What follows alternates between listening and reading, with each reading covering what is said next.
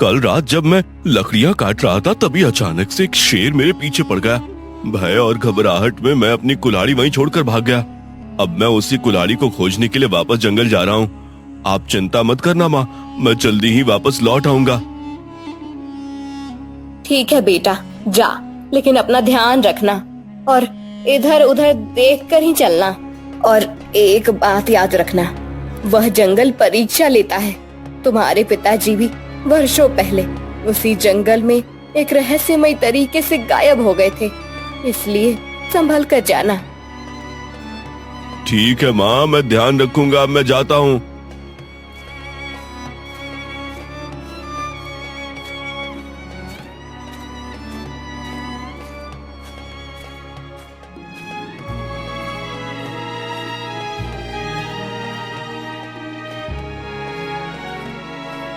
अरे कहाँ गई मेरी कुल्हाड़ी? मैंने भागते समय तो यहीं फेंकी थी, कहाँ गई आखिर? फिर अमन जंगल के अंदर तक चला जाता है और एक भयानक दृश्य देखकर डर जाता है। अमन के पैर वहीं थम जाते हैं, क्योंकि उसने जो दृश्य देखा वो बहुत ही भयावह था। उसकी कुल्हाड़ी से राजकुमारी की मृत्यु हो गई थी। अमन राजकुमारी को मृत देखकर घबरा जाता है। हे भगवान, मुझसे ये क्या अनर्थ हो गया और कैसे हो गया? राजकुमारी जी मर गई, वो भी मेरी कुल्हाड़ी से। हे भगवान, मुझे बचा लेना। यदि किसी को पता चला तो मेरा क्या होगा? उसी क्षण महाराज अपने मंत्री और सिपाहियों के साथ वहां आ पहुंचते हैं। हे भगवान, ये क्या अनर्थ हो गया? मेरी प्यारी बेटी को ये क्या हो गया? कौन है वो निर्दयी जिसने मेरी मासूम बेटी की हत्या कर दी?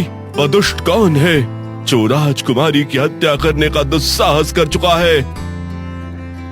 महाराज, यह अत्यंत दुखद घटना है, कृपया ध्यान दें। राजकुमारी की हत्या ऐसी लकड़हारी की कुल्हाड़ी से हुई है। इस लकड़हारी की कुल्हाड़ी पर खून का निशान भी है और राजकुमारी की हत्या इसी से हुई है। इससे बड़ा प्रमाण और क्या चाहिए? अरे दुष्ट, मेरी फूल सी बेटी की जान लेने की जरूरत कैसे की तुमने? इसके बदले तुम्हें ऐसी सजा मिलेगी जो इतिहास में याद रखी जाएगी। महाराज, मेरी बात का विश्वास कीजिए, मैंने राजकुमारी को नहीं मारा। मैं तो यहाँ अपनी खोई हुई कुल्हाड़ी ढूंढने आया था।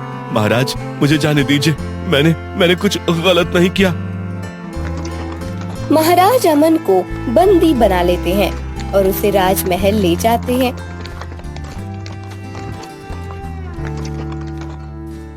यह खबर जंगल की आग की तरह पूरे गांव में फैल जाती है। चौपालों पर लोग इकट्ठा होकर कानाफूसी करने लगते हैं। अरे सुना है तुमने? राजकुमारी की हत्या के आरोप में अमन को बंदी बना लिया गया, लेकिन अमन ऐसा नहीं कर सकता। हाँ, मैंने भी सुना है, पर उसकी कुल्हाड़ी तो वही थी और उस पर खून भी लगे हुए थे। आखिर सच्चाई क्या है वो तो हम लोग नहीं जानते, लेकिन महाराज ने उसे सख्त सजा देने का आदेश दिया है। ये बात जैसे ही अमन की माँ के कानों तक पहुँचती है, उसके पैरों तले जमीन खिसक जाती है। उसकी आंखों में आंसू उमड़ पड़ते हैं। वह तुरंत ही अपने बेटे की बेगुनाही साबित करने के लिए राजमहल की ओर दौड़ पड़ती है।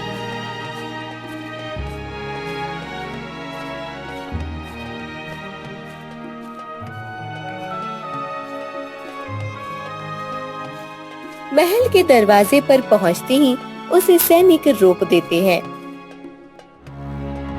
रुक जाओ, बिना महाराज की अनुमति के कोई भी अंदर नहीं आ सकता।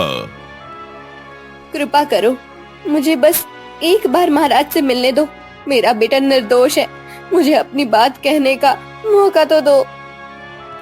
महल के अंदर से एक मंत्री बाहर आता है और अमन की माँ को रोकते हुए कहता है, राजमहल में हंगामा मत करो, तुम्हारा बेटा अपराधी है। उसने राजकुमारी की हत्या की है, अब उसका फैसला महाराज ही करेंगे। तभी अंदर से किसी सैनिक की आवाज आती है, महाराज ने अमन की माँ को दरबार में आने का आदेश दिया है।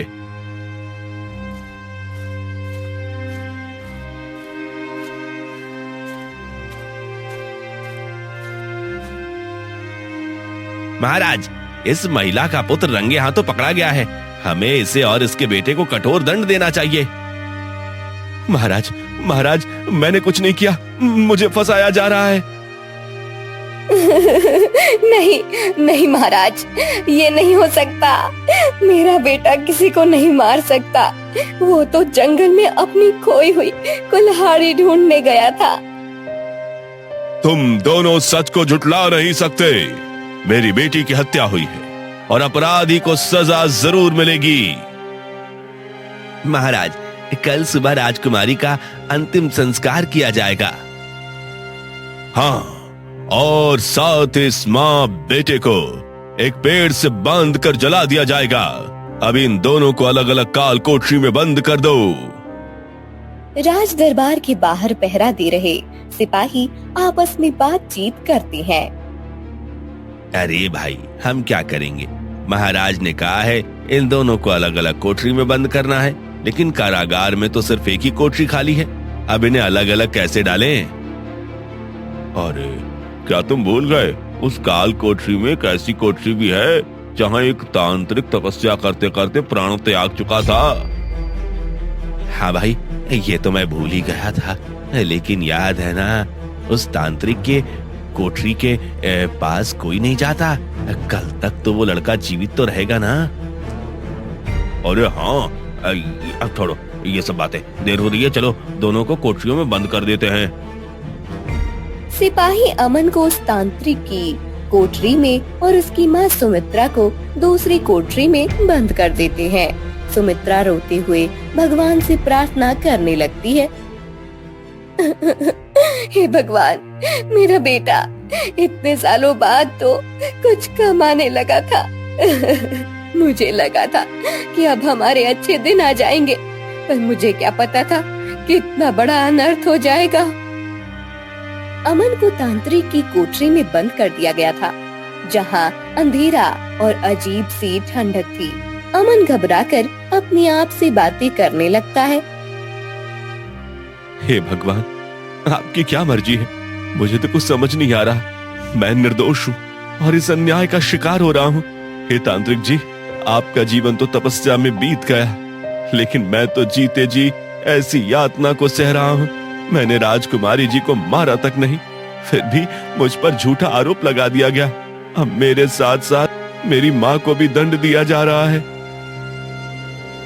तभी अमन के चारों ओर अजीब सी ऊर्जा फैलने लगती है और अचानक वहाँ से एक आत्मा प्रकट होती है। अमन कांप जाता है और घबराकर पीछे हटता है। हे मानव, तूने मुझे पुकारा। अमन घबराकर तांत्रिक की ओर देखता है और कांपती आवाज में कहता है। हे भगवान, ये क्या हो रहा है? तुम कौन हो और यहाँ क्यों आए हो? डरो मत अमन, मैंने सब कुछ सुन लिया है और मैं ये भी जानता हूँ कि तुमने राजकुमारी को नहीं मारा। मैं तुम्हारी मदद कर सकता हूँ, पर बदले में तुम्हें मेरी भी मदद करनी होगी। हाँ हाँ, बताइए महाराज, मुझे क्या करना होगा? मुझे अपनी माँ को भी बचाना है। ध्यान से सुनो अमन, समय कम है। मैं तुम्हें इस काल कोठरी से बाहर निकाल दूंगा, लेकिन तुम्हें उस घने जंगल से होकर कोसों दूर एक गुफा में तपस्या कर रहे संत के पास जाना होगा। अब वही तुम्हारी समस्या का हल कर सकते हैं, और हाँ, उनसे मेरी भी मुक्ति के बारे में पूछ लेना। ठीक है महाराज, मैं तैयार हूँ। बस आप मुझे इस काल कोठरी से बाहर निकाल दीजिए, मैं सब कुछ कर लूंगा। आत्मा अमन को घने जंगल में भेज देती है।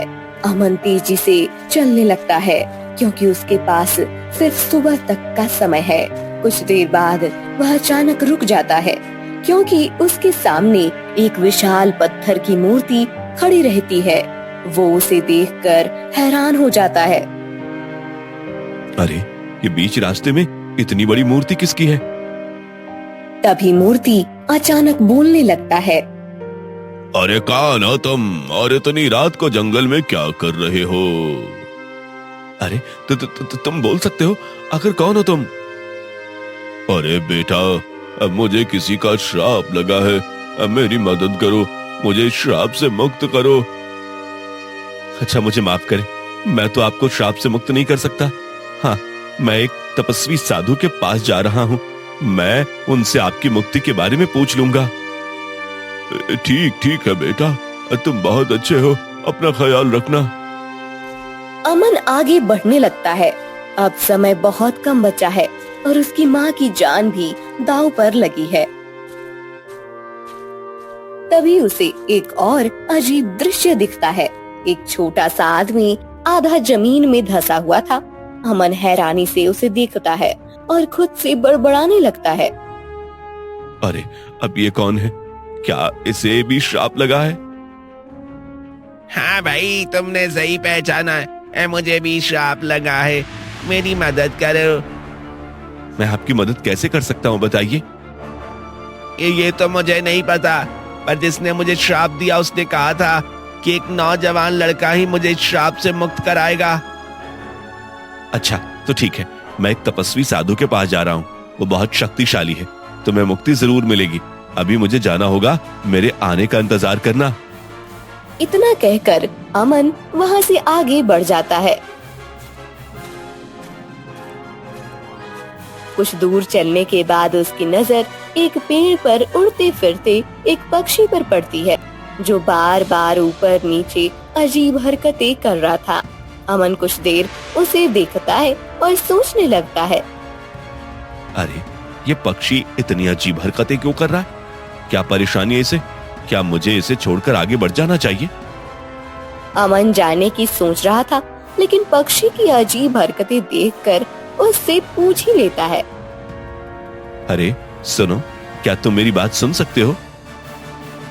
हाँ बेटा, मैं तेरी बात अच्छे से सुन सकता हूँ और समझ भी सकता हूँ। मुझे एक औरत ने श्राप दिया था और उसी कारण मैं ऐसी हरकतें करने के लिए मजबूर हूँ। अगर मुझे मुक्ति नहीं मिली तो मैं इसी तरह तड़पता रहूंगा। मैं समझ सकता हूँ आपका दुख, मैं आपको वचन देता हूँ, मैं आपकी मुक्ति दिलाकर रहूंगा, बस मेरे आने का इंतजार करना। इतना कहकर अमन वहाँ से चला जाता है। अब उसे 4 लोगों को मुक्ति दिलानी थी। आत्मा, पत्थर की मूर्ति, छोटा आदमी और यह पक्षी। ऊपर से उसे अपनी और अपनी माँ की जान भी बचानी थी। अमन अब तेजी से चलता है, क्योंकि उसे सुबह होने से पहले इस समस्या का हल निकालना है। काफी देर चलने के बाद आखिरकार उसे सामने गुफा दिखाई देती है। वह जानता है कि ये वही महान साधु की गुफा है, जिनके पास उसके सभी सवालों के जवाब होंगे। अमन राहत की सांस लेता है और गुफा के अंदर जाने के लिए कदम बढ़ाता है।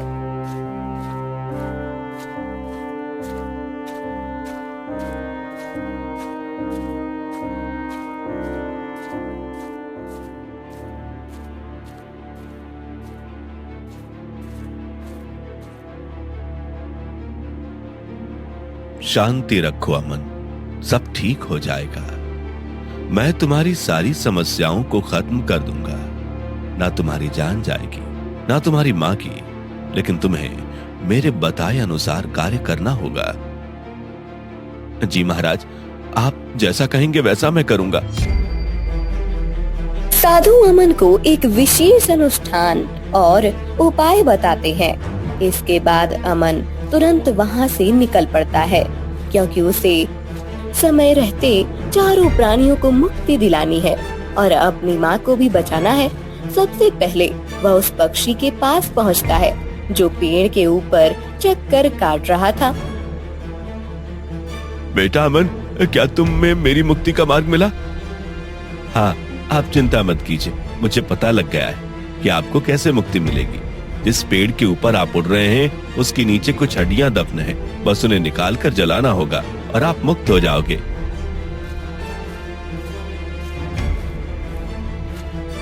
अमन जल्दी से जमीन खोदने लगता है और हड्डियों को निकालकर अमन जल्द में आग लगा देता है। जैसे ही हड्डियां जलने लगती हैं, वैसे ही पक्षी चमकते हुए एक मानव के रूप में बदल जाता है। लेकिन आश्चर्य की बात यह थी कि वह व्यक्ति बिल्कुल अमन की तरह दिखता था, मानो दोनों का कोई गहरा संबंध हो। आप तो मेरी तरह दिखते हैं, ये कैसे संभव है? बेटा, ये लंबी कहानी है, लेकिन पहले बाकी लोगों को मुक्त कर दो, मैं तुम्हारे साथ चलता हूँ।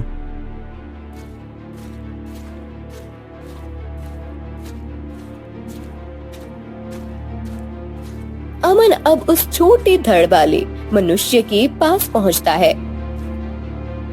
अब मुझे पता चल गया कि तुम्हें कैसे मुक्ति दिलानी है, बस तुम मेरे साथ चलो। अमन उसे अपने कंधे पर बैठाकर आगे चलने लगता है। अब वे तीनों उस विशाल पत्थर की मूर्ति के पास पहुंच जाते हैं।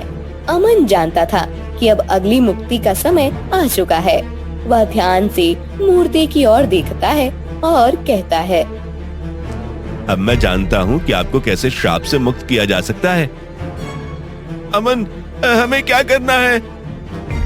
मैं बताता हूँ काका, बस आप देखते जाइए। अमन छोटे मनुष्य को उठाकर बड़ी मूर्ति पर जोर से फेंकता है। दोनों टकराते हैं और मुक्त हो जाते हैं। वे अमन का धन्यवाद करते हैं। धन्यवाद बेटा। अमन, तुमने हमारी मदद की, अब हम भी तुम्हारी मदद करना चाहते हैं। जब मैं मूर्ति था तब मेरे दाएं पैर के नीचे एक जादुई जल का छड़ा छिपा था, उसे निकाल लो, वो आगे चलकर तुम्हारे काम आएगा। कोई बात नहीं काका, ये तो मेरा फर्ज था। अब हमें जल्दी से महल पहुंचना होगा, वहां मेरी माँ की जान खतरे में है।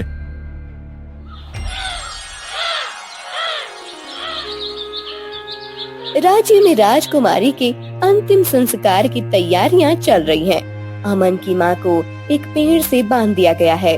चारों ओर लोग इकट्ठा हैं। अरे, तेरा बेटा तो भगोड़ा निकला, लेकिन हाँ, एक बात याद रखना, हम तुझे नहीं छोड़ेंगे। महाराज, हमने कुछ नहीं किया, मेरा बेटा निर्दोष है। आप हमें बिना सबूत के नहीं मार सकते।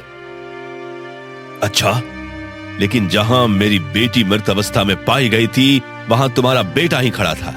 इससे बड़ा सबूत और क्या हो सकता है? तभी दूर से तेज कदमों की आहट सुनाई देती है। भीड़ दो भागों में बढ़ जाती है। अमन वहां आता है, लेकिन अकेला नहीं आता। वो अपने साथ उन सभी लोगों को लेकर आता है जिन्हें उसने श्राप से मुक्त किया था। रुकिए महाराज, मेरी माँ को कुछ मत कीजिए। देखिए महाराज, वो भगोड़ा आ गया, सैनिकों इसे पकड़ लो। नहीं महाराज, बस एक बार हमारी बात सुन लीजिए। हम आपकी बेटी यानी राजकुमारी को पुनः जीवित कर सकते हैं। ये तुम कैसी बात कर रहे हो? मूर्ख हो क्या? भला कोई मरा हुआ जीव फिर से जीवित हो सकता है क्या? महाराज, मेरी मानिए, ये लड़का सिर्फ आपको भटकाने की कोशिश कर रहा है। अरे, आप यहाँ कैसे? आप तो कई वर्षों पहले रहस्यमय तरीके से गायब हो गए थे। हमने आपको कहां नहीं ढूंढा। हाँ, क्या ये मेरे पिताजी हैं? हाँ बेटा अमन, मैं ही तुम्हारा पिता हूँ। मुझे एक औरत ने श्राप दिया था, इसलिए मैं तुमसे नहीं मिल पाया। पर देखो, इतने वर्षों बाद भगवान ने हमें आज मिला ही दिया। ठीक है, हम तुम्हें एक मौका देते हैं, लेकिन यदि तुम राजकुमारी को जीवित नहीं कर पाए तो हम तुम सभी को मार डालेंगे। धन्यवाद महाराज, मैं आपको भरोसा दिलाता हूँ कि राजकुमारी जीवित हो जाएंगी। अमन तुरंत अपनी पोटली से जादुई जल का घड़ा निकालता है। सबकी आंखें उस पर ही टिकी हुई थी। अमन राजकुमारी के मुंह में जादुई जल डालता है। कुछ ही क्षणों में राजकुमारी की बंद आंखें धीरे धीरे खुलने लगती हैं। उनके चेहरे पर फिर से जीवन लौट आता है और धीरे धीरे उठकर बैठ जाती हैं। पिताजी, मैं कहाँ हूँ? पूरा दरबार अस्तंभ रह जाता है। कुछ ही क्षण पहले मृत राजकुमारी अब जीवित हो चुकी थी। चारों ओर जय जयकार होने लगती है। हे भगवान, ये तो सचमुच चमत्कार है। अमन, तुमने असंभव को संभव कर दिखाया। हम तुम्हारे अत्यंत आभारी हैं। तुमने हमारी बेटी को पुनः जीवन दान दिया है, हमें फिर से अपार खुशियां प्रदान की है। राजकुमारी बहुत कमजोर थी, इसलिए वैद्य जी तुरंत आगे बढ़े। महाराज, राजकुमारी जी अभी बहुत कमजोर हैं। उन्हें कुछ देर आराम और जड़ी बूटियों की आवश्यकता है। ठीक है वैद्य जी, सैनिकों, राजकुमारी को उनके कक्ष में ले जाओ और उनकी देखभाल करो। सैनिक आज्ञा मानते हुए राजकुमारी को कक्ष में ले जाते हैं। लेकिन तभी वहां खड़े मंत्री और सेनापति फुसफुसाने लगते हैं। मंत्री संदेह भरी नजरों से अमन को देखने लगता है और फिर महाराज से बोलता है। महाराज, आप इस लड़के के बातों में मत आइए। हो सकता है इसने राजकुमारी को कोई जादुई जल पिलाकर कुछ क्षणों के लिए जीवित किया हो, ताकि आप इसे और इसकी मां को छोड़ दें। महाराज, मैं अमन का पिता हूं और मुझे भविष्य और भूतकाल देखने की सिद्धियां प्राप्त है। मैं आपको इन दोनों गद्दार मंत्री और सेनापति का भविष्य बताता हूं। महाराज चौंक उठते हैं और मंत्री और सेनापति के चेहरे पर पसीना छलकने लगता है। क्या कह रहे हो तुम जानते हो कि तुम क्या कह रहे हो? हे देव, सत्य को उजागर होने दो। अचानक दरबार में धुंध छा जाती है। कुछ ही क्षणों में एक दृश्य प्रकट होता है, जिसमें मंत्री और सेनापति को एक गुप्त कक्ष में राजकुमारी की हत्या की साजिश रचते हुए दिखाया जाता है। हमें राजकुमारी को मारना ही होगा, जिससे महाराज सदमे में चले जाएंगे। फिर हम उनके खाने में जहर मिला देंगे। जब महाराज मर जाएंगे तो प्रजा को लगेगा कि वो अपनी बेटी के दुख को सहन नहीं कर पाए और दुनिया को छोड़कर चले जाएंगे। हाँ मंत्री जी, फिर आप इस राज्य के राजा बनेंगे और मैं आपका मंत्री। नहीं नहीं, ये झूठ है, ये सब झूठ है महाराज। तो ये सब तुम लोगों की चाल थी? तुमने ही मेरी बेटी की हत्या की थी? महाराज हमें क्षमा कीजिए। हमने लालच में आकर ये सब किया था, पर हमने नहीं सोचा था कि ये बात यहाँ तक पहुँच जाएगी। महाराज गुस्से में लाल हो जाते हैं और तलवार निकालते हैं। सभी लोग मंत्री और सेनापति को घेर लेते हैं। अमन और उसकी मां राहत की सांस लेती है। तुम दोनों ने विश्वासघात किया है, इसकी सजा सिर्फ मृत्यु है। सैनिकों, इन दोनों गद्दारों को तुरंत ही बंदी बना लो। तुम दोनों ने मिलकर मेरी फूल सी बच्ची को मार डाला। हमने तुम पर कितना भरोसा किया था, लेकिन तुमने हमें धोखा दिया। अब हम तुम्हें नहीं छोड़ेंगे। महाराज, आपकी काल कोठरी में एक तांत्रिक का कंकाल पड़ा है, जिसे अब तक मुक्ति नहीं मिली। यदि आप आज्ञा दें तो मैं इस जादुई जल से उनको छिड़काव कर मुक्त करना चाहता हूं, ताकि उनकी आत्मा को शांति मिले। ठीक है अमन बेटा, तुमने तो हमारी आंखें खोल दी। हमें समझ नहीं आता कि हम तुम्हारा धन्यवाद कैसे करें। महाराज, आपको तो पता ही है, मुझे भविष्य और भूतकाल देखने की सिद्धि प्राप्त है। यह घटना कई वर्ष पहले की है। एक गरीब औरत अपने बीमार बच्चे को लेकर मेरे पास आई थी। उसने मुझे अनुरोध किया कि मैं उसके बच्चे को भविष्य देखकर बताऊं कि कौन सी जड़ी बूटी उसे ठीक कर सकती है। लेकिन मुझे लालच आ गया और मैंने उससे सोने के सिक्के की मांग की। वो बहुत गरीब थी और सिक्के देने में असमर्थ थी। उसने बहुत मिन्नतें की, बहुत गिड़गिड़ाई, लेकिन मैंने उसकी कोई मदद नहीं की। हमारे विवाद के कारण उसका बच्चा तड़प तड़प कर मर गया। गुस्से में आकर उसने मुझे श्राप दिया। जिस तरह आज मैं अपने बच्चे से दूर हो गई, उसी तरह तू भी अपने परिवार से दूर हो जाएगा। मैं जहाँ अपने बच्चों को दफनाऊंगी, वहीं तू एक पक्षी बनकर उसकी रक्षा करेगा। जब तक मेरे बच्चे को मुक्ति नहीं मिलेगी, तब तक तुझे भी मुक्ति नहीं मिलेगी। अमन उस तांत्रिक के ऊपर वो जल डाल देता है और उस तांत्रिक को भी मुक्ति मिल जाती है।